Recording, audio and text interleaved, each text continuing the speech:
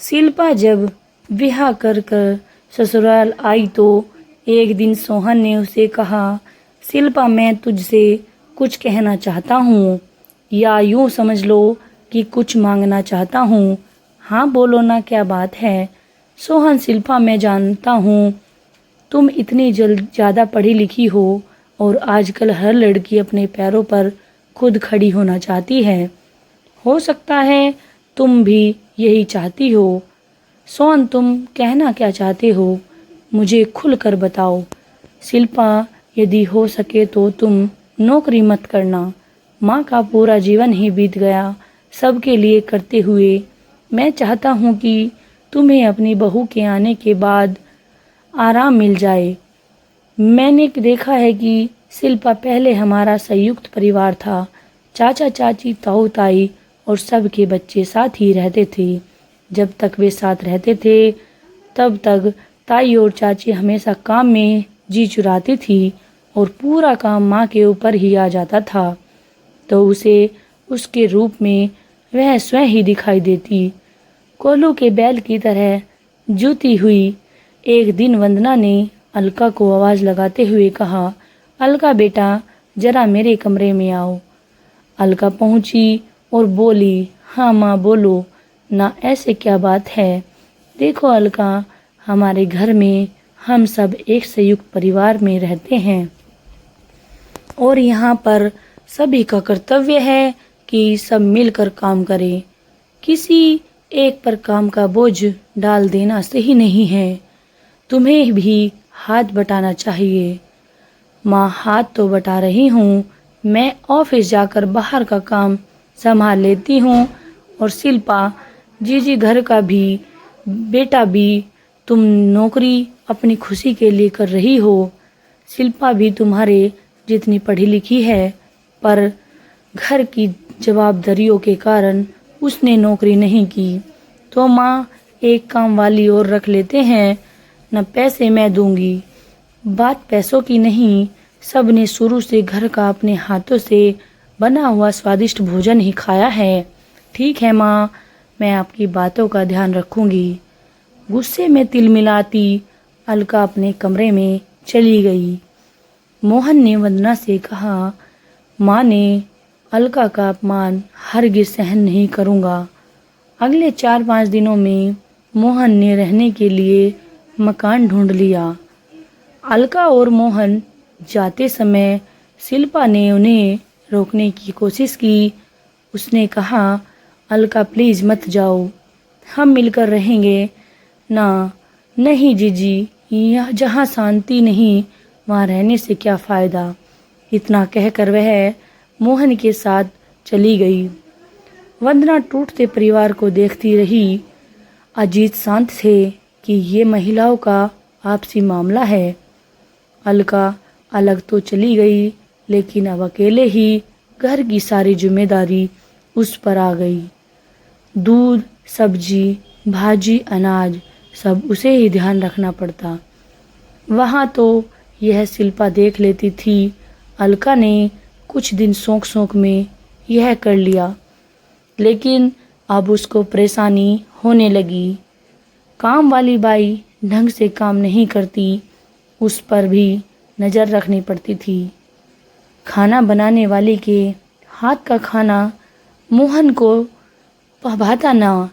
अलका को वंदना और शिल्पा के हाथों का बना स्वादिष्ट खाना उसे दोनों समय याद आता। मोहन को अब अपने परिवार की जुदाई बहुत खल रही थी। अलका भी कहाँ खुश थी। एक दिन मोहन ने कहा, अलका यह तो बहुत ही मुश्किल हो रही है, काश तुमने थोड़ा समझ लिया होता। माँ थोड़ी सी मदद ही करने को तो बोल रही थी, तुम भी तो माँ मुझे अकेले ही दोष क्यों दे रहे हो। एक बेटे को जन्म दिया, 15 दिन के लिए उसकी मम्मी मीना भी आ गई। वंदना ने मीना के जाने के बाद अलका को फिर से अपने घर बुला लिया ताकि देख रेख में कोई कमी ना रहे। बच्चा धीरे धीरे 3 माह का हो गया।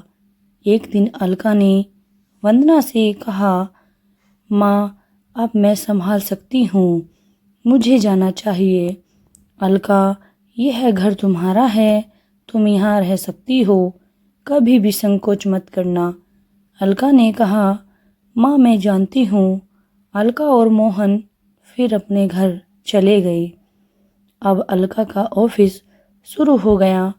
बच्चे को ऑफिस जाते समय अलका ससुराल में छोड़ देती। वंदना और शिल्पा बच्चे का पूरा ख्याल रखते। धीरे धीरे काफ़ी जवाबदारी वंदना और शिल्पा पर ही आ गई। एक दिन अलका ऑफिस से सीधे अपनी माँ के घर आई। वह डोर बेल बजाने ही वाली थी कि उसे भाभी की आवाज़ आई। वह मम्मी से कह रही थी कि गलती तो अलका दीदी की है, पिंकू की सारी जवाबदारी शिल्पा भाभी और आंटी पर ही तो है। अलका दीदी तो पिंकू को छोड़कर सुबह ऑफिस चली जाती हैं। ये तो वह लोग बहुत अच्छे हैं। मम्मी जो दीदी के इतने खराब व्यवहार करने के बावजूद सब कर रहे हैं। अपनी मम्मी और भाभी का यह वार्तालाप सुनकर अलका ही रूह कांप गई। उसका हाथ अपने आप की डोरबेल से नीचे आ गया और वह उल्टे पांव वहां से चली गई। वह रात भर सोई नहीं। उसे बार बार वही शब्द कानों में सुनाई दे रहे थे। उन शब्दों की गूंज उसके मन मस्तिष्क को भेद रही थी। वह सुबह उठी तो उसने मोहन से कहा, मोहन मुझे घर ले चलो इसी वक्त। क्या हुआ अलका, काफ़ी उदास दिख रही हो। मोहन प्लीज कुछ मत पूछो, मुझे लेकर चलो ठीक है। अलका चलो। पिंकू को गोद में उठाकर अलका मोहन के साथ निकल गई। घर नज़दीक ही था। घर पहुंचकर उसने पिंकू को वंदना की गोद में देते हुए कहा, माँ यह लो आपका पोता, मैं रसोई में जा रही हूँ शिल्पा दीदी की मदद करने। वंदना भौचक्की होकर सुन रही थी और देख भी रही थी। अलका फिर रसोई में गई जहाँ शिल्पा खाना बना रही थी। अलका ने कहा, जीजी हटो, आज से रोज मैं भी आपको गर्मा गर्म रोटी बनाकर खिलाऊंगी जैसी आप सबको खिलाती हैं, पर आखिर में खुद ठंडी ही खा लेती हैं। शिल्पा ने उसकी तरफ देखा तो अलका की आंखों से आंसू बह रहे थे, जिसमें उन आंसुओं के साथ उसका पूरा अभिमान बहता हुआ साफ दिखाई दे रहा था। आंखों में वह अपनापन था जो इससे पहले कभी नहीं दिखाई दिया था। शिल्पा ने कहा, मेरी छोटी बहना पगली रो क्यों रही है? आज तो मेरी अलका बड़ी हो गई, मैं समझदार हो गई। कहते हुए शिल्पा ने उसे सीने से लगा लिया। पिंकू को गोद में लिए वंदना रसोई के दरवाजे पर खड़ी यह दृश्य देख रही थी। सभी उसकी नज़र शिल्पा से मिली। तब शिल्पा ने कहा, देखो माँ, मैं ना कहती थी कि अभी अलका छोटी है, धीरे धीरे समझ जाएगी। आज हमारी अलका बड़ी हो गई है, माँ और समझदार भी। अलका ने झुककर वंदना के पैर छुए और कहा, माँ मैं गलत थी, अब मुझे समझ आ गया कि अकेले रहना कितना मुश्किल है। यदि परिवार का साथ हो तो हर चीज़ आसान लगने लगती है। माँ मुझे माफ़ कर दो, मैं स्वार्थी हो गई थी। मेरा करने में हमारा शब्द तो मैं भूल गई थी। आज यदि कोई पिंकू को मुझसे दूर कर दे तो यह सोचकर ही मेरी रूह कांप जाती है और मैं पागल मोहन को आपसे दूर करने चली थी।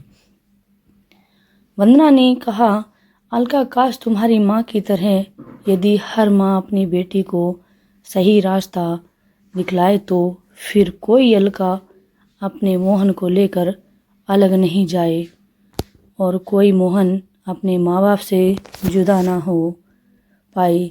आज हमारे समाज में टूटते बिखरते परिवारों में हर माँ और बेटी यदि थोड़ी थोड़ी समझदारी, थोड़ा धैर्य और थोड़ा एडजस्टमेंट करना सीख जाए तो फिर हमारे परिवार टूटेंगे नहीं बल्कि और मजबूत होंगे, जिनमें रहना स्वर्ग की अनुभूति करने से कम नहीं होगा।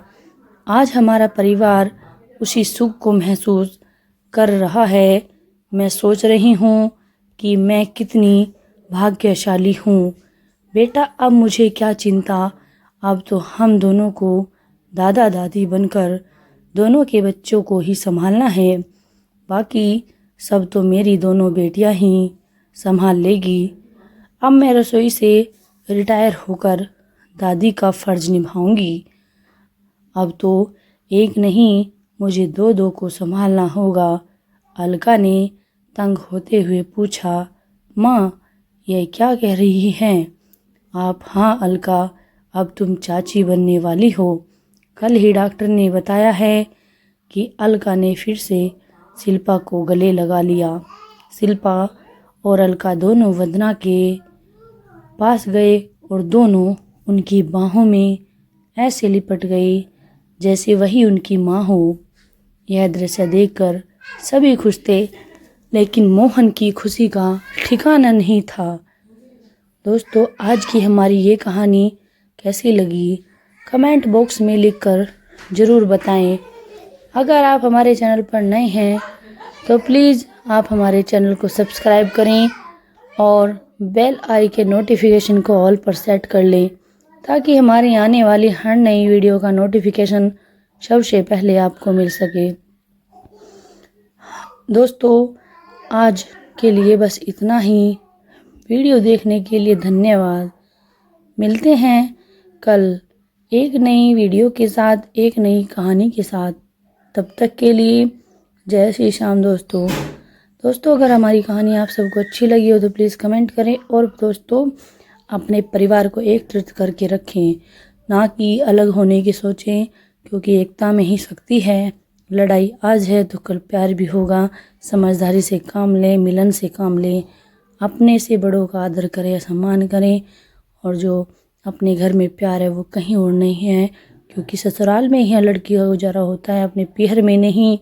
इसलिए सोच समझ के जो भी कदम उठाएं, सोच समझ के उठाएं। ओके दोस्तों, मिलते हैं नेक्स्ट वीडियो में। कमेंट करके बताएं आपको कैसी वीडियो देखना सबसे ज़्यादा पसंद है। धन्यवाद।